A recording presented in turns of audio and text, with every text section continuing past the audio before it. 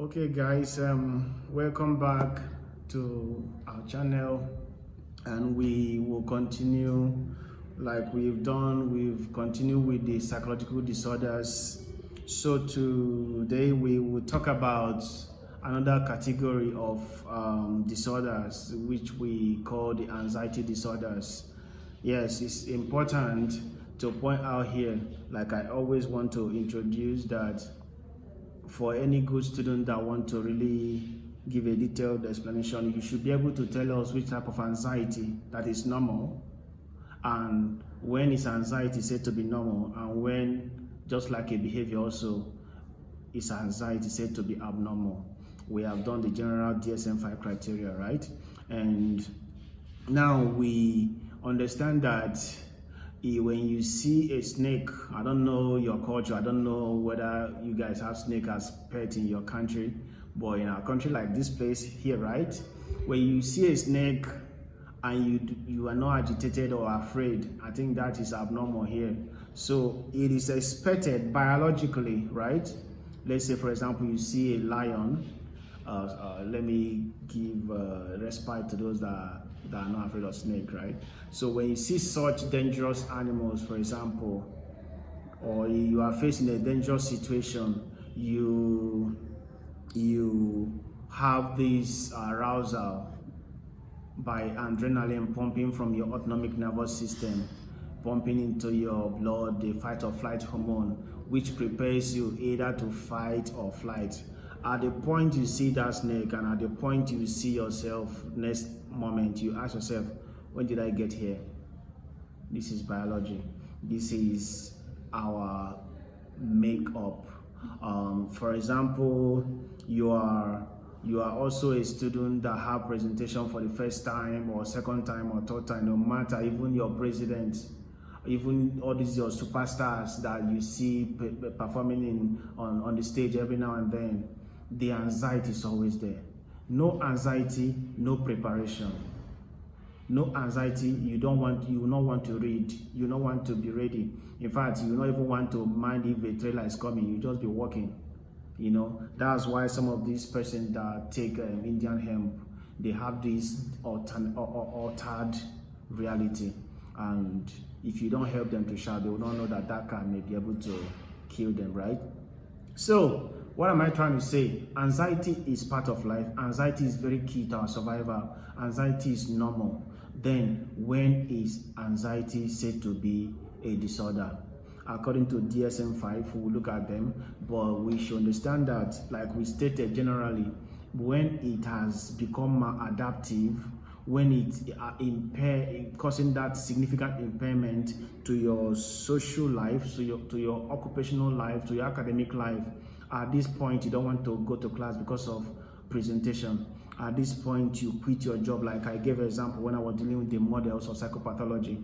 I talked about a lady that came to work, right, and seeing a spider in her office. She didn't only run away. If she had run away and it is killed, she come back. You know, most of you will do in your homes, once you see rat, you climb the next person around you, you jump up. When they kill the rat, you come back, right? No, that is not a disorder. It is a disorder. For example, that lady seeing just a spider have to throw in her resignation letter. That was how she resigned. And for sure, the next day you may see her in the street looking for another job, right? This is purely a significant impairment to her occupational functioning, right? Now, when you're having anxiety disorders, for example, social anxiety, you can't talk to your mates. No, not the president. No, not the VC, right? Not the higher orders, authority. Your mates, you cannot communicate. You cannot feel free. That is a very big problem. You see them bully you. You see yourself running away and everything. That is significant impairment, social impairment. You cannot sustain relationships and everything. Now, we have come to this level. It's very important. We know that when we say anxiety disorders, according to DSM-5 APA DSM-5 TR, please, APA 2022, we are talking about those set of disorders that are categorized as having excessive and persistent anxiety, or let's say anxiety, yes, across one is anxiety, two with corresponding behavioral disturbances, right? There are anxiety they come with, and there are behavioral disturbances. Most times it is seemingly difficult to differentiate between fear and anxiety, but as a good student of psychology, we try to make sure in our write-up, in our exam, we try to also expatiate that. When we talk about fear, there is this autonomic arousal or emotional response to something that is real and imminent. The key words are there. There is emotional arousal as a reason of what? Response to what? Real situation, real event, real stimuli, and that are imminent, imminent danger, right? So, and that is when we talked about the autonomic nervous system that prepares you. When you remember the theories of emotion we did initially, not in this course though, you remember the James Lane, Kanambao, Shatta Singh. I don't know how many of you that can still relate to that course. Anyway, we'll still do it in one of the courses here in third year. Now,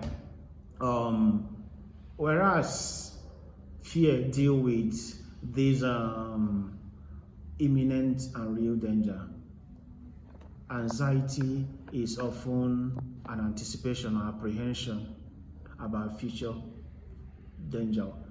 In essence, what am I trying to say? Fear is now. Anxiety is futuristic. Is future. You are afraid. There is no danger, but you perceive danger in presentation you are going to do tomorrow. You are not sleeping, for crying out loud. You are afraid you are going to get something, right? Or get into trouble, into situations. You are now feeling that agitated, including what? The behavioral disturbances. When I mean behavioral disturbances, you start attaching those negative behaviors due to your anxiety. You start running away. You couldn't sleep again. You start avoiding situations that may trigger those situations or fears, right? Now, again, it's important we point out something again concerning this anxiety, that is trait and state anxiety. Trait anxiety is majorly habitual. It's inborn. Habitual way of feeling every now and then. It is more physiological or biological, right? While state anxiety is situational. Individuals could be very calm in some situations. Individuals could be, but once that situation that triggered that anxiety comes, they can't help it. You'll be like, is it not this person? What happened, right? Okay, so that is different between trait and state anxiety. Now, before we go on, I want to point out another important thing. I've not tried to give the general symptoms like I did in other disorders. When we're talking about the symptoms of anxiety disorders, we look at it in two subheadings, that is the physical symptoms and the psychological symptoms. So the physical symptoms of anxiety disorders includes sweating, tremor, dizziness, diarrhea, dry mouth.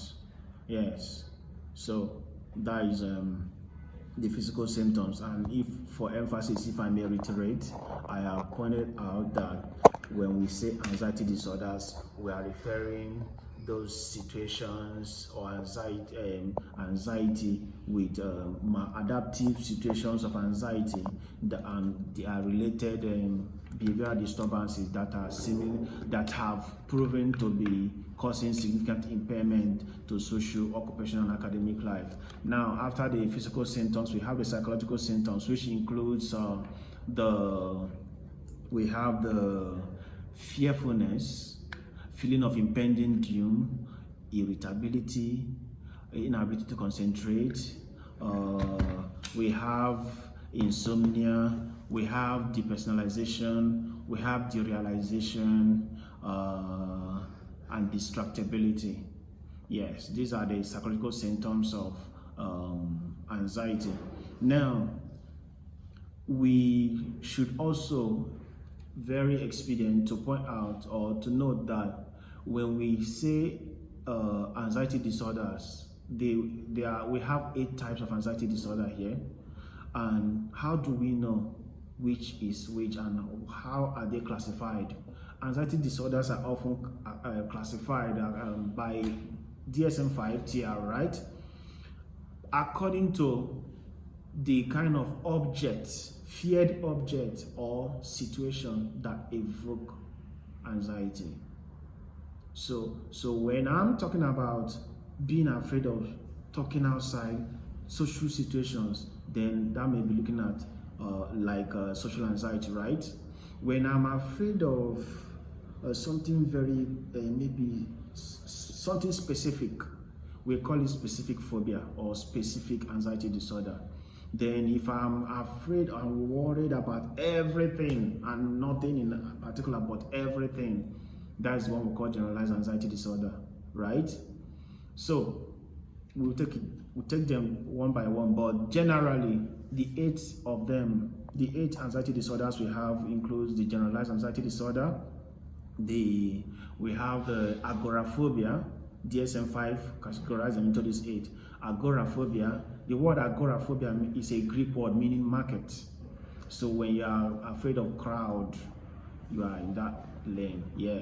And if you have not subscribed, I can still diagnose you into agoraphobia.